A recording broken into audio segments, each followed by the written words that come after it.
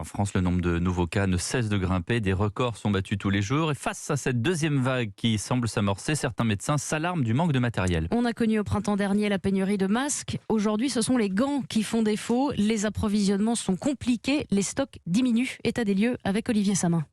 Il y a les secteurs qui se considèrent encore à l'abri. L'hôpital notamment. 18 millions de paires de gants en stock par exemple dans les hôpitaux parisiens, ce qui représente 24 jours de consommation. Mais l'inquiétude pointe dans deux professions en particulier. Les infirmiers libéraux et les laboratoires qui font les fameux tests PCR. Là, les gants sont indispensables et c'est de plus en plus la débrouille pour en trouver.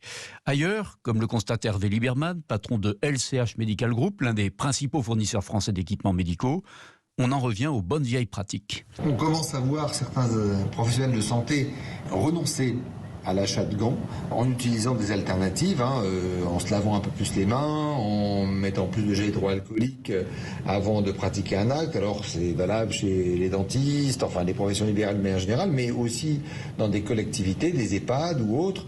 Certains acheteurs peuvent se permettre aujourd'hui de dire j'achète pas ou j'achète moins. Il faut dire que le prix des gants fait réfléchir. Entre février et aujourd'hui, sous l'effet de l'explosion de la demande mondiale, il a été multiplié par 4,5. Olivier Samin du service économie d'Europe 1.